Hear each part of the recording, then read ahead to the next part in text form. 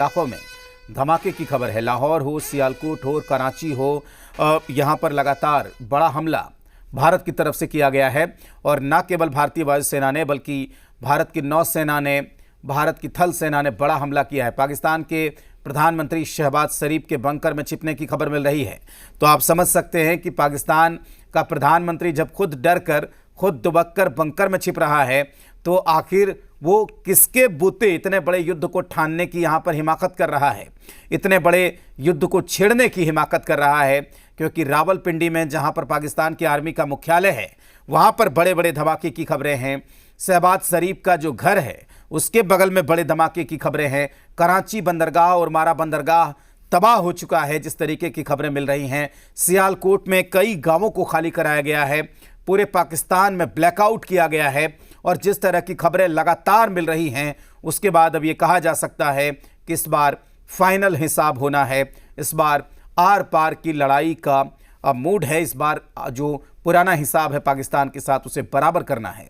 और इसी को लेकर चौतरफा हमला किया जा रहा है। और भारत से टकराने की जो बड़ी गलती पाकिस्तान ने की है, उसका उसे बड़ा अंजाम यहाँ पर भुगतना पड़ेगा।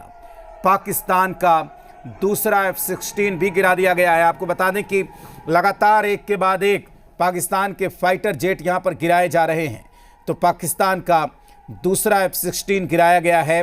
इससे पहले एक F-16 को गिराया गया था। और लगातार जो JK-17 जो विमान है, JF-17, उसे भी यहाँ पर कई जगहों पर गिराया गया है। दो जो पाकिस्तानी पायलट हैं वो इस वक्त भारत के कब्जे में है। तीसरे पायलट की तलाश चल रही है। राजस्थान में जो मलबा गिरा है JF-17 का, उसके पायलट की तलाश इस वक्त चल रही है। तो लगातार भारत पाकिस्तान के हमले को अब यहाँ पर निस्तेज कर रहा है, ध्वस्त कर रहा है। जो पाकिस्तान के नापाक इरादे हैं उसे नाकाम कर रहा है। और दूसरी तरफ भारत की तरफ से जो पलटवार किया जा रहा है, उसके बाद पाकिस्तान में भारी तबाही हुई है। आपको बता दें कि भारत के हमले के बाद पाकिस्तान लगातार यहाँ पर पाकिस्तान में तबाही की नई कहानी लिखी जा रही है।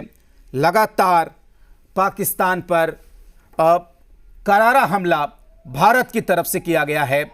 और लाहौर में एक के बाद एक कई जगहों पर ज़बरदस्त हमला हुआ है, ज़बरदस्त तबाही हुई है। उड़ी के हाजीपुर सेक्टर में भी लगातार पाकिस्तान की तरफ से भी हिमाकत की जा रही है, गोलीबारी की जा रही है। जैसलमेर में 3 चौकियों पर गोलियां चलाई जा रही हैं। भारतीय सेना ने ज़बरदस्त पलटवार किया है। और पलटवार ऐसा है कि पाकिस्तान के सभी बड़े शहर, इस वक्त वहाँ पर तबाही की कई कहानियाँ सुनी जा रही हैं। जल थल नभ तीनों जगह से पाकिस्तान पर प्रहार किया जा रहा है।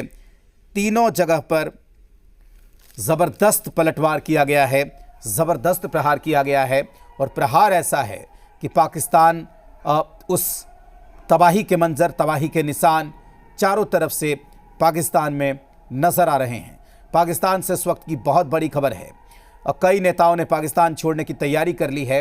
पाकिस्तान के प्रधानमंत्री शहबाज शरीफ बंकर में छिप गए हैं।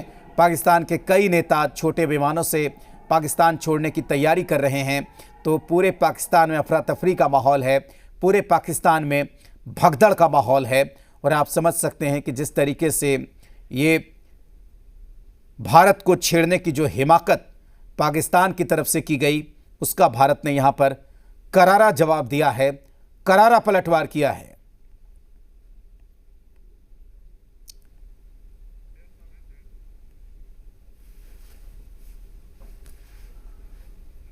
तो लगातार मेजर अभिमन्यु हमारे साथ बने हुए हैं। मेजर अभिमन्यु, ये खबर मिल रही है कि पाकिस्तान के कई नेता जो हैं, जो आप कह भी रहे थे कि पाकिस्तान छोड़ने की तैयारी कर रहे हैं।